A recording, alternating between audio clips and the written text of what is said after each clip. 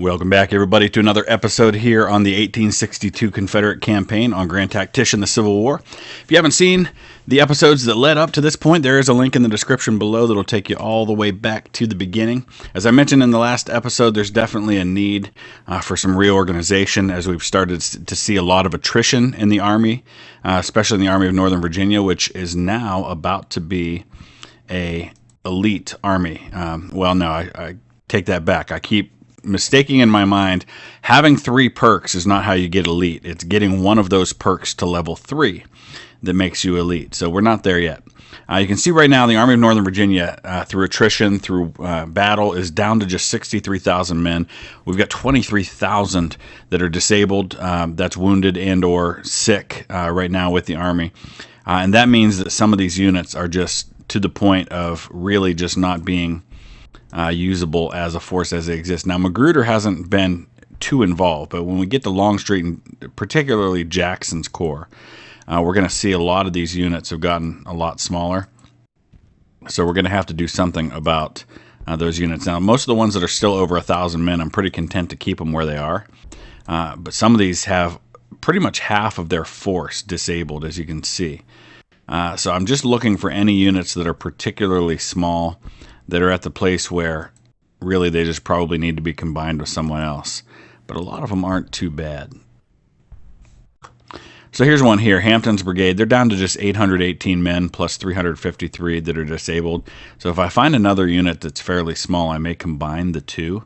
Or we may just use Hampton's Brigade as a way of feeding and reinforcing some of these others. In fact, I think that's probably what I'm going to go ahead and do. See, Taylor's Brigade here is down to just 600 men.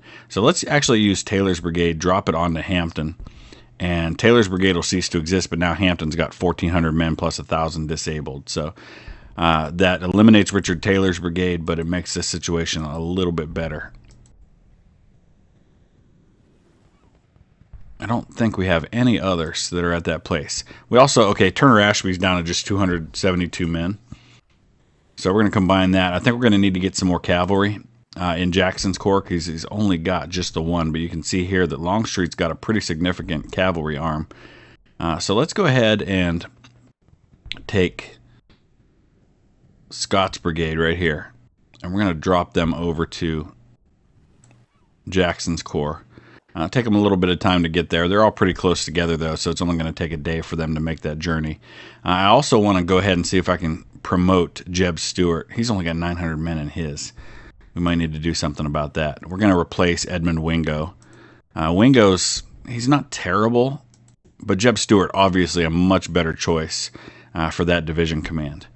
So let's go ahead and do that. So what I'm doing now is I'm looking for guys that are specifically geared toward cavalry command. So that narrows it down a little bit. We got Robert Ransom Jr. here. What I want to see is I want to see somebody who's actually got some decent stats.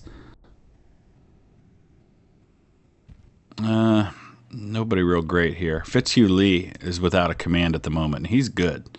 So let's go ahead and assign Fitz Lee to Stewart's Brigade. And then we're going to go ahead and replace Wingo with Stewart. Now, I've tried to do it the other way where you just look for an assigned commander. It won't let you do that anymore. It used to let you do it that way, but it was doubling up. It would put them in command of the division and the brigade. So we don't want to do that. And let's look at these last 2 brigades over here. This is Armistead and Field, and they seem okay. So really, honestly, it was just those couple of units. Now, we might want to think about laying low for a little bit. In fact, I think at the end of the last episode, I said I was going to probably go ahead and pull the Army of Northern Virginia back into Virginia, give them a chance to recoup, kind of rest, get some of those men back in the field, and press my advantages in the west to try and draw some of these armies off, which means giving up Washington. But you can see right now we're actually still laying siege to the Fort Stevens garrison. I don't really want to do that anymore. So I'm going to pull them all back. And then we're probably looking at some of these units that are moving west coming over to engage. And I would imagine we're going to be seeing our combat happening in the west in this episode. But let's see what happens. We may be about to see some action in Illinois because last episode I recognized that the Army of the Ohio had me cut off from supply. with the Army of the West. So I'm actually moving the Army of the West south. All right, so there's the withdrawal from Fort Stevens that we were already in the middle of planning anyway. So that's going to get the Army of the Peninsula out of there, which is actually basically the 3rd Corps of the Army of Northern Virginia. So we're going to pull the Army of Northern Virginia headquarters back to Winchester as well, because that's where Longstreet and Jackson's Corps are going. And that'll be kind of the place that we reorganize. We got the Army of Tennessee already there. It's only 16,000 men at the moment. Let's go ahead and take a look at that army, which is pretty small. So I'm guessing everybody's decently prepared. Let's get some better weapons, though. You'll notice the standardization numbers, instead of all being 0 or 1 or 2 or 3, are much, much higher now.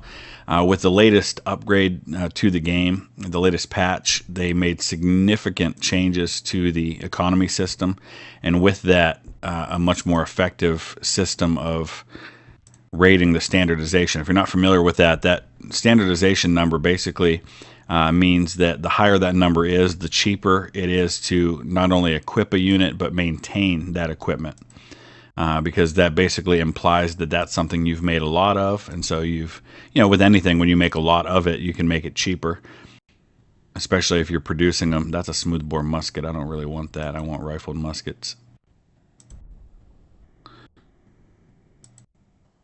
So there's Mills Brigade, and they're actually ready for a level up.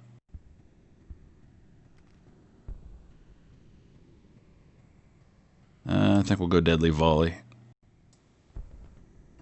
Same with 2nd Battalion, 504th. Now, there was somebody who asked me to replace the commander that they had, and I'm going to take a look at that and make sure that we take care of that, because they've fallen back in 2 straight battles. I think it was in the Army of Northern Virginia.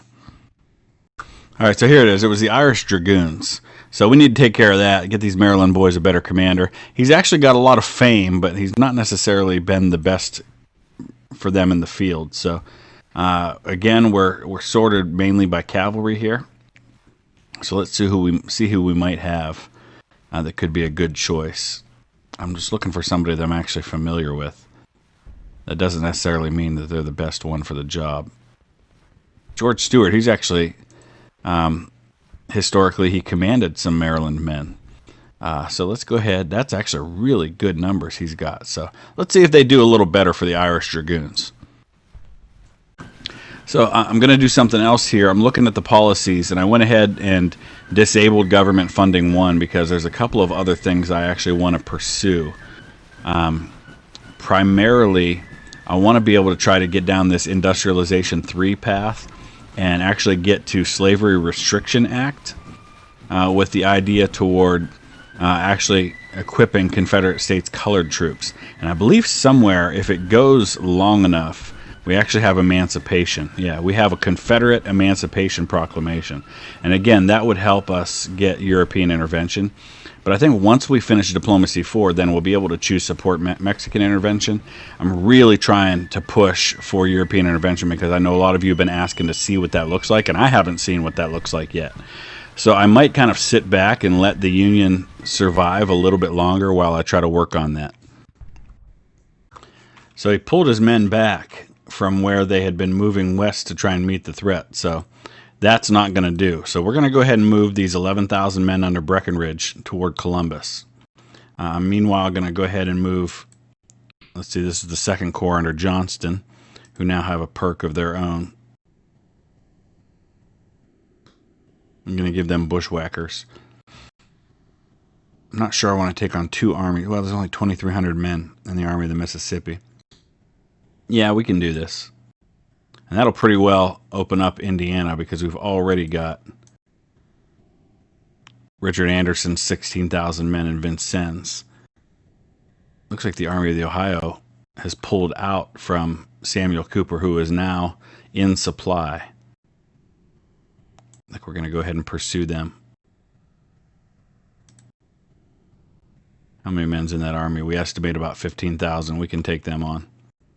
Especially if we get... Oh, he's coming over toward Vincennes to take on Richard Anderson. All right. See how it's going to be. And he might actually get reinforcements from the Army of the Southwest at that rate. This will be interesting to see how that all shakes out. All right, we're about to take Columbus if we haven't already. We have. All right, we've taken the capital of Ohio. Please tell me that's going to make these guys move. Because they all moved back over to Washington. Look, I mean, just Maryland is just crawling with federal soldiers now. I want to take a look because we were suffering some major attrition. Look at that. Longstreet is 18,000 men, almost 19,000 effectives with 24,000 disabled. Now, he's entrenching, and his readiness and intelligence are excellent. His condition's good. I'm hoping if we just let them sit there for a while, that'll start to recover, but it seems like they're still going down. I'm a little concerned about this spiraling out of control because they're still showing no supply. So I don't know what the supply issue is there. Let me pause for a second and take a look at that. Is that something we can actually see on the map? I want to zoom out a little bit.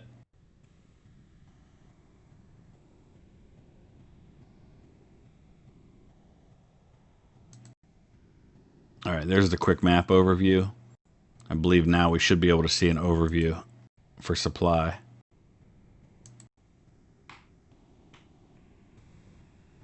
Yeah, they're in supply, or at least they appear to be. I don't quite understand what's going on there. Let's look at supply here. Supply lines. Zoom in a little bit so I can see it better.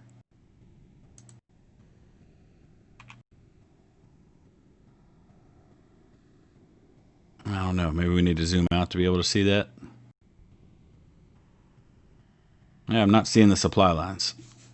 Okay, we just needed to zoom in a little more. So it looks like they come via way of Strasburg up the Shenandoah Valley. But before that, I don't know where they're coming from. There's the front row of bridge. This infrastructure was recently occupied. The transport capacity is still recovering. So there's the issue because the Union actually occupied that. So we're having trouble getting supplies flowing into Winchester, which is where our issue's coming in. So I'm actually going to go ahead and pull Longstreet back, even though he's kind of recovering and entrenching. I want to get him down a little closer to our supply base in Richmond. He's at 100% supply now. All right, we got contact. Army of the Southwest in contact with the 2nd Corps of the Army of Mississippi. Let's get out there and take a look at that. That's where we were expecting to have action. One of a couple of places. This is going to be outside of Louisville where we've fought before. I feel like we should be in good shape there. All right, we've got a decided advantage here, and we need to press it because with those overwhelming numbers in the east, if I don't make something happen in the west to cause him to reevaluate the situation, we could have some real trouble. I think if he made a concerted push, he could probably take Richmond with those forces, with the state of the Army of Northern Virginia. So let's go ahead and get the 2nd Corps into position, and we are going to make a major push on the Perryville battlefield to get a big victory today. So I'm going ahead and sending Dockery up to get a look at what's happening here. That's Ringo's Riders. I'm thinking rather than trying to oppose his crossing, because I wasn't sure how close he would be, I decided to build my battle line on the edge of this tree line here, which is up on pretty flat ground. Once you get up to this point, in fact, they're actually going back a little bit downhill at that point. But I felt like that was a good place to have some cover in the trees. But none of that matters if we don't spot him coming across. And it looks like he's going this way over here. So he may try to get around me, in which case I can just pull everybody back. All right, here he comes. We can see the lead elements about to make that crossing. Let's go ahead and give Dockery evade orders. It's going to take some time for them to get there. And this is something, this is a cool feature too that they added recently, is the order delay active. That just lets you know that there is a order on its way. And so once that disappears, you know they've received the order. So maybe we do want to come up here and try to oppose the crossing. Although I fought here before on the Perryville battlefield at this crossing, and it wasn't necessarily the best place to defend. Let's go Go ahead and bring Ringo's Riders out here. What's their perk? Vanguard, so they're used to kind of being out on their own.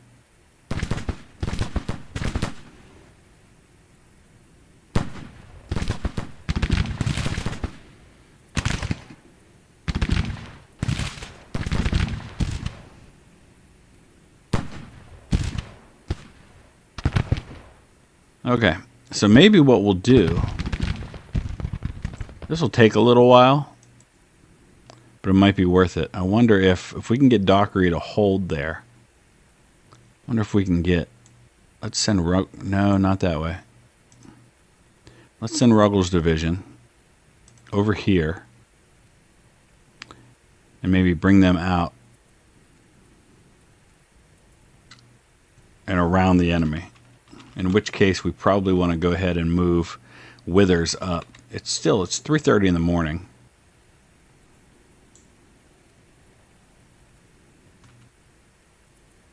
So let's go ahead and move Withers up. Let's get our guns up. Find a spot to put these guns where they can actually hit the enemy. I'm thinking right here. Because he's out in this field across. Okay, we've engaged at Perryville as the sun's about to come up. Gonna send Ringo's Riders out and around as well. Get them out on the flanks. So let's get them disengaged from the enemy and let this division under Withers take care of business. That'll be, we've got Chalmers' Brigade here with Mississippi Rifles, so they've got good range. Gladden's Brigade here. And who's this here? That's Thomas's.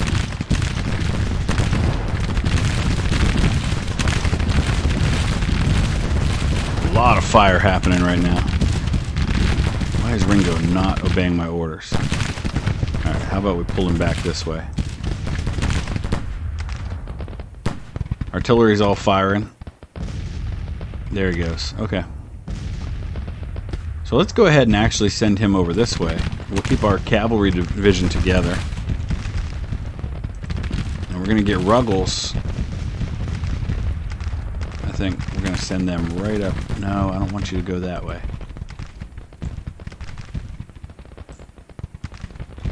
So send them across, and then we'll bring in the cavalry on one side. We'll bring Ruggles' division on the other.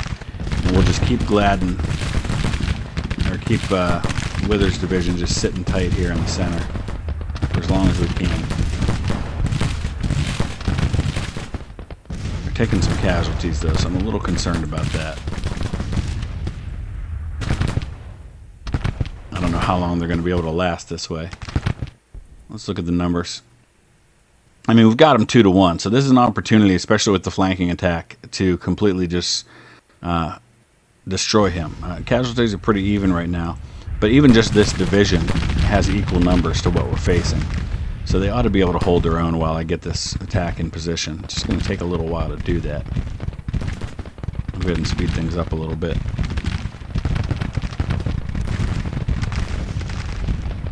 Let's put Dance right there. Just want to inch him closer while we get Ruggles in position.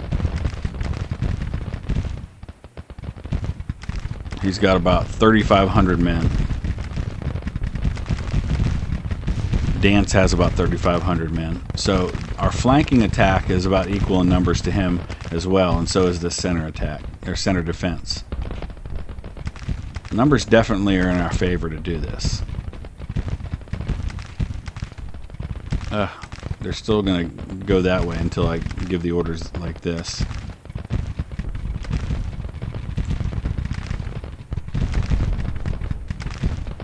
How are we doing here? Thomas is facing the wrong way. There we go. Everybody's in pretty good shape. I'm just facing some skirmishers right now. Alright. The pincer movement continues. Still taking some pretty heavy casualties down there, at least on the right flank. I like having these guys with Mississippi rifles using the skirmisher perk. Alright, I want to pause for just 1 second and look at the situation before we launch the attack. Okay, we've inflicted 700 casualties now to his 460, and I think a lot of that has to do with my artillery. I have 47 guns. He has zero guns. The lack of artillery is going to kill him in this battle, and that's what has really made the difference at the moment. Alright, we're just about into position. As soon as Ruggles takes up position behind this fence, I'll go ahead and start moving Dance forward. They're almost in range. In fact, let's go ahead and move them up a little bit.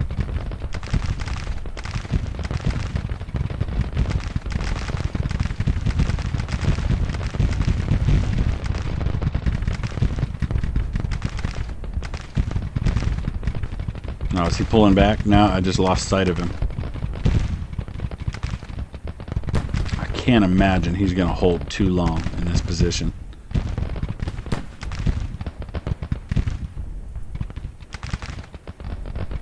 Alright, Ruggles move up.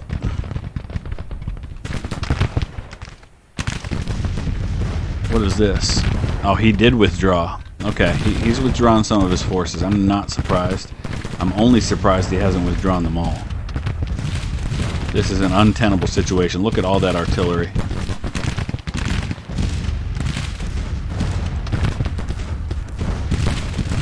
This might be about as perfect a battle as I've had in terms of everything going according to plan. Me getting the opportunity to flank him on both sides. Where's Gibson going? I spoke too soon.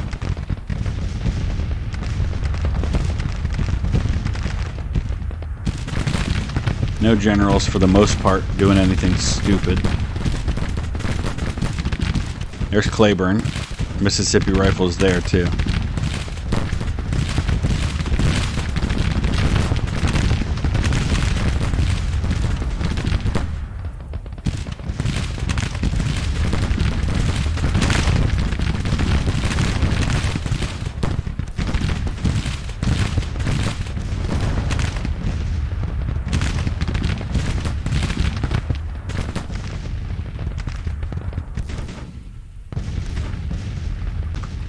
Had a little glitch there in the recording, but everything seems to be okay now. So we press on. Let's take a look at the situation from up here.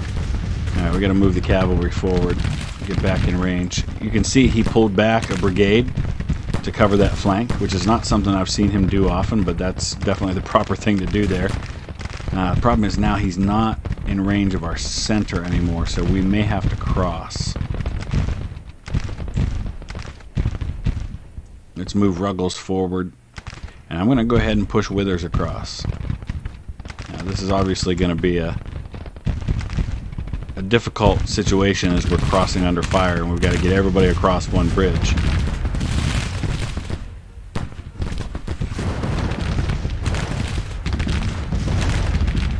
I'm going to dismount my cavalry.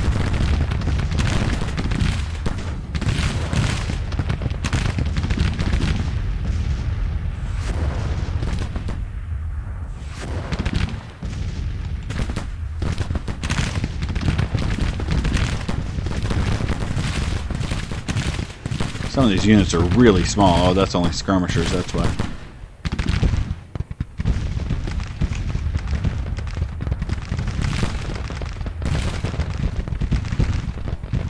Let's push up to this fence.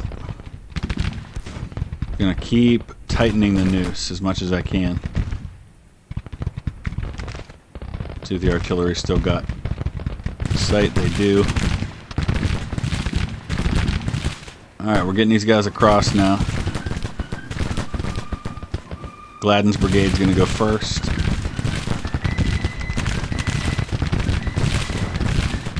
Thankfully, the Union's otherwise engaged, so it's going to take some doing for them to put a hurt on me while I'm doing that. I don't think they will. Okay. He's down to just 5,500 men now. Look at the combat report. Really, casualties are that even? What happened? Because things were pretty one-sided before that. Oh, my cavalry's taking a lot of casualties.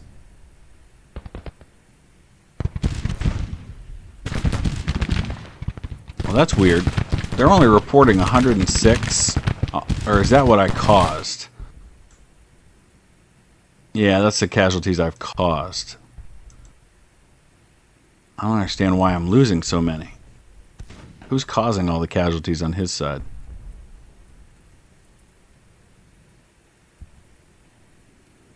Towers Detachment and the 1st Brigade. That's over here.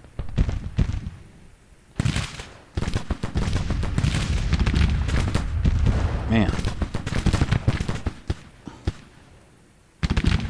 Alright, let's put out our own skirmishers. Somebody else withdrew on his side. Let's have Ruggles put skirmishers out.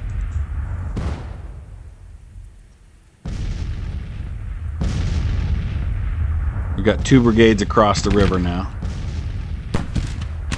They need to get in position though. Alright, he's withdrawing. He's figured out the jig is up. He can't possibly hold now that I've pushed forward.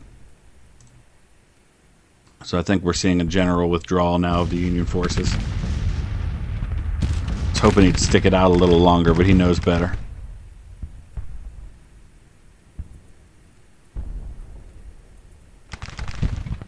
Yeah, that's probably going to do it for this one.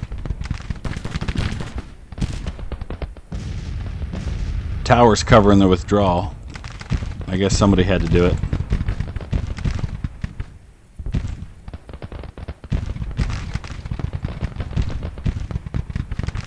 Mount up, boys. Let's chase down some Yankees. If Tower's going to be the guy that has to hold while everybody else falls back. Oh, he just broke. Enemies retreating. Alright, there's a victory battle of Louisville. That ought to drive him out of Kentucky. Alright, official numbers from the fight. 1,900 casualties on my side, 3,200 for him. But that puts him down to almost half of what he had. He's got very few men left. He's kind of a small division at this point rather than an army. So the Confederacy or the Union in the West has pretty well crumbled. He's going to have to send troops from the East.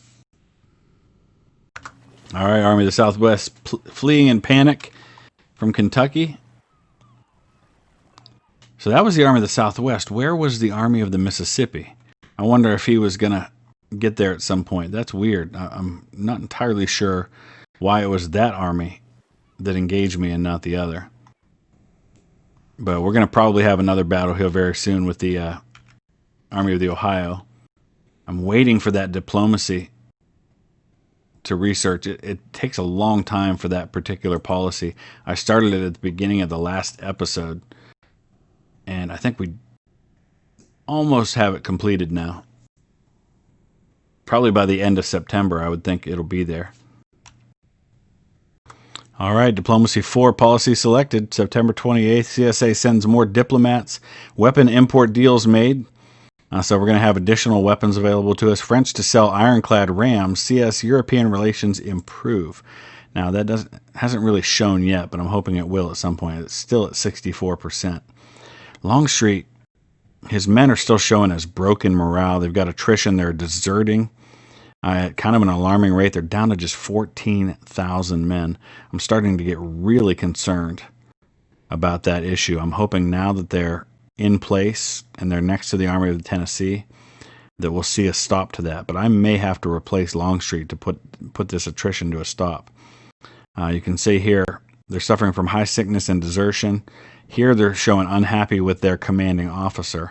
That's why I may need to replace Longstreet. All right, so you can see his fame's gone down. His stats aren't as good as some of his subordinate officers, so unfortunately I do have to replace him at this point. That's the only thing I can do to stem the issues that I'm facing. So let's look for any and all available commanders, regardless of where their specialties are. Obviously, some of these guys are not people we want to consider for this position. Earl Van Dorn's not terrible. He doesn't have a lot of cunning, but otherwise decent stats. What about Jull early? No, no way. Mahoney? No. I might have to look at subordinate commanders. All right, I think it's going to be AP Hill. I mean, he's got some pretty good numbers there. So let's go ahead and replace Hill with Van Dorn in command of that division.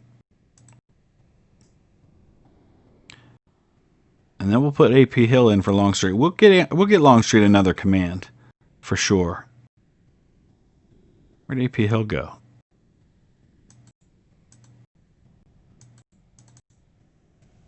Okay, here he is. Let's go ahead and assign him, and let's see if that is enough to deal with the issue. I hope so. See, it still shows unhappy, but you can't blame them and tell them that they're unhappy with the new commander. They just got him. All right, I hope this put a stop to it. Down to under 14,000 men now. Oh, that's brutal. Longstreet used to have a pretty big corps. Well over 30,000 men. I wonder if the issue's with Robert E. Lee as commander of the Army. Because you can see here, when I go to the Army of Northern Virginia, same thing. I may have to replace Lee. Who am I going to replace Lee with? There's nobody who's got that kind of stats. I'm going to have a choice. I wonder if I could just flip-flop the armies, take one of my Western commanders and bring them out here. What's Jackson's numbers look like? So what we may need to do here, I think I'm going to have to replace Stonewall Jackson. Can we put Longstreet there? Put Jackson in command of the army?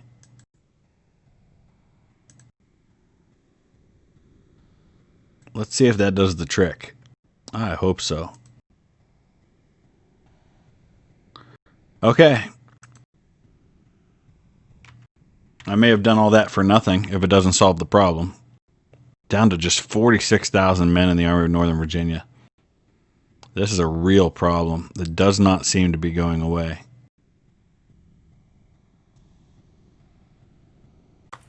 Let's go ahead and intervene in Mexico. Or support Mexican intervention. Let's see if that gets the French a little closer to joining our side. I think that's about all I can do for now. I still have an unused policy, but I don't have a lot of available policies to choose from. I'd hate to go with the Conscription Act, but at this point I may need the additional troops because I'm pretty much out of troops everywhere. Alright, in the meantime, looks like we're going to have a fight here in southern Illinois between our almost 18,000 man strong Army of the West and the Army of the Ohio, which has how much? I think a similar amount. This will probably be the last battle for this episode, but we will try to take it through to see what happens when we complete the French, the intervention in Mexico policy. All right, this one's going to be an even fight. Should be interesting. It's a fight for South Illinois, and it's going to be on the Bull Run battlefield. They do have some new maps on the way. We're going to see a lot more variety in the maps moving forward, so I'm looking forward to that. Well, let's go ahead and get our Army of the West. We're going to keep them in a double line, and we're going to keep pretty compact somewhere. Where's he coming in at? Looks like over here in Centerville. I don't think I can hold all the crossings. Not when we're facing even numbers. So I think I'm going to go ahead and try to build a defensive position up here somewhere. And we'll get everybody into position. Let's see what this area looks like. That looks like a pretty good spot. It's nice and open. We'd have high ground. Let's try that. All right, we've reached the end of the day. So now we actually have a lot more area to cover. So I think I am going to go ahead and cover these fords and just take our chances and see if that works out for us. Put Perrin right there. I'm going to get these batteries on these hills. They can cover the fords from there. I'm going to get all of my units into position. only one gun there in the 1st Division artillery. Oh, already then. All right, we've got the main crossings down here in the center all covered. I'm going out with my cavalry just trying to probe and see if I can figure out where he is, because what I'm worried he might do is go down here to Blackburn's Ford and cross there and get around me. So I want to try and get a sighting of him somewhere, because we've got pretty even odds. So we've got to be really careful not to have half my army run into his entire force. All right, looks like that's exactly what he did, because this Blackburn's Ford just got captured. So that means he's going down that way. So let's pull the cavalry back. We're going to come down here and cover this flank, and we're going to have to move the army into position. Once I get the cavalry there, I'll move the rest of these. I'm going to keep covering those fords just in case he crosses there and then comes back. Okay, we've spotted him coming down this road right here. So that's interesting, and I think what I want to do is, if that's the way he's going, let's rush these 2 cavalry units over there to cover that road crossing. Because I've started to put my line in right here at the edge of this water here. Let's bring Price's division over. We're going to put them in right here.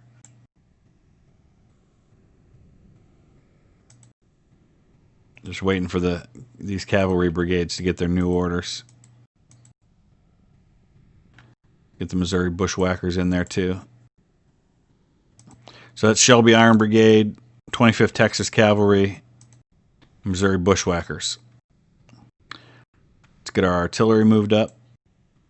MSG artillery, 12-pound Napoleons.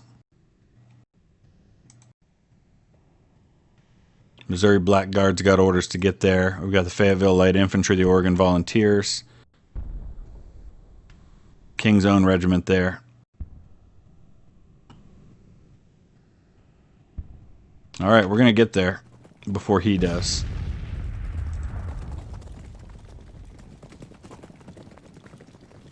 And it looks like he may be shifting his focus now. He's kind of moving over this way.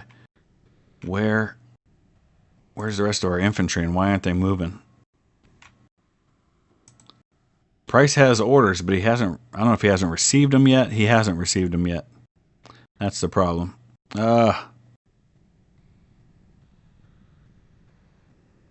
That's a problem. That's a real problem. All right, let's shift the cavalry over here then, till we can get these guys in position. Okay, cavalry's dismounted. Our center is arriving. All of our guns are firing.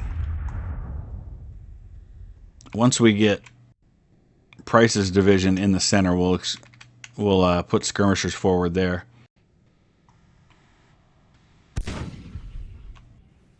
He's coming at us. This is going to be interesting. We've got 7,000 cavalry dismounted and ready to fight, all with Sharps rifles. So they'll be good for a while, but if the fire stays hot for a while, we're going to run out of ammo quick. Shelby Iron Brigade is elite. Look at that. Mounted Rifles 3. Very cool.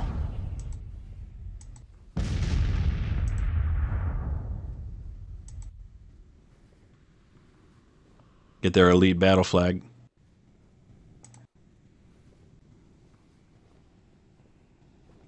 What's he doing now? Is he pulling back?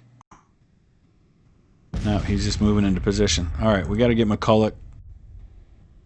Let's bring him up here.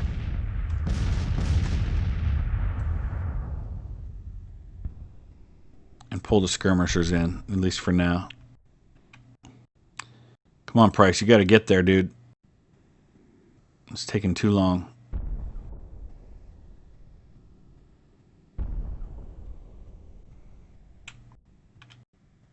Now we just sit tight and wait. Does he have guns? Yeah, he's got at least some guns. Let's look at the combat report. We've caused 28 casualties so far. That's all from the artillery. He's only got 10 guns, though. We've got him by about 2,000 men. Alright, now he's going to shift this way. Alright, McCulloch, tell your boys double time. Get him in position and do it quick. We're still waiting on Walker. Same thing, double time. No, run. Forget double time. Run.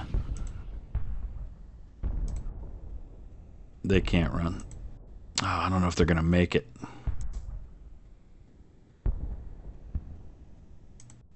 Let's get more moved up.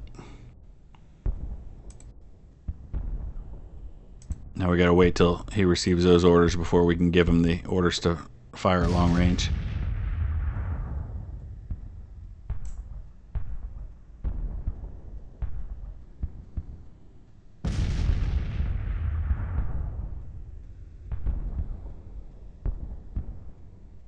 There he goes. Oh, here he comes. Guess we won't need those long-range orders after all. We're still waiting on the King's Own Regiment to get up there.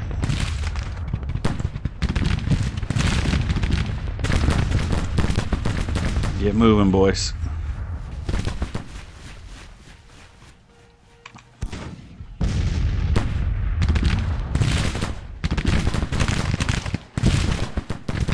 He's going to have me on the right flank a little bit. No, Shelby, that way, dude. That way.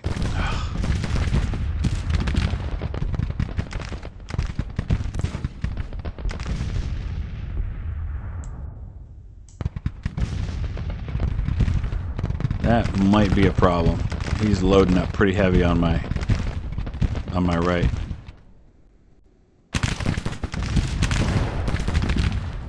I've only lost one man. That is an elite unit, so maybe they'll be able to hold.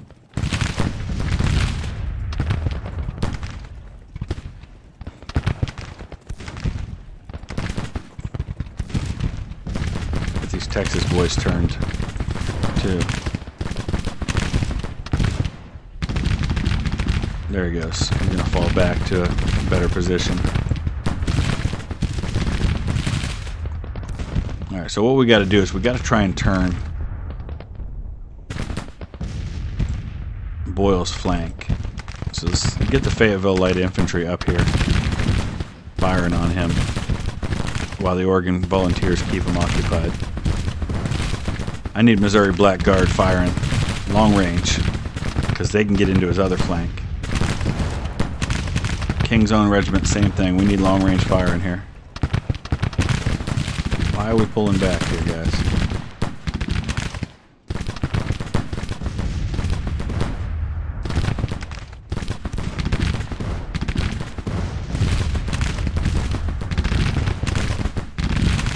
Still waiting on his orders to arrive. I like my position. As long as everybody holds, I really like my position.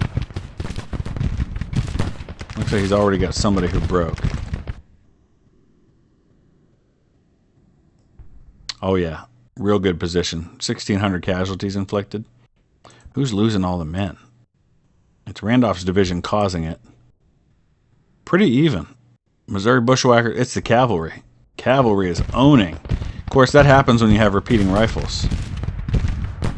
Just gotta watch the numbers. He still got 50 rounds.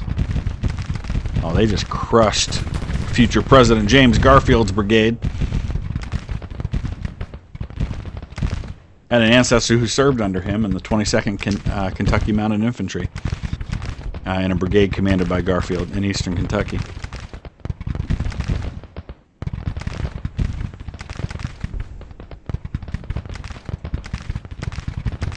Oh yeah, this battle's going to go a little quicker than I thought. That's good.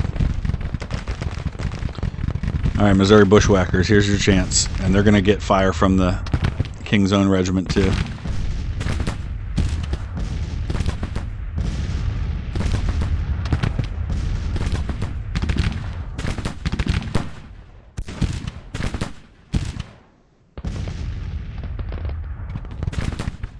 Yeah, this is going really well. I caught him in a good spot and I got my men into position just in time.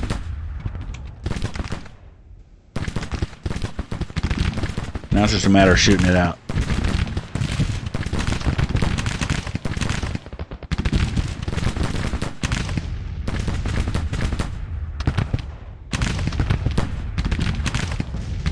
I have a feeling he's going to start falling back pretty soon. He's already got units withdrawing.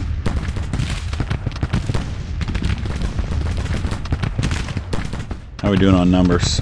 On ammo. We're down by about a third. We should be good for a while.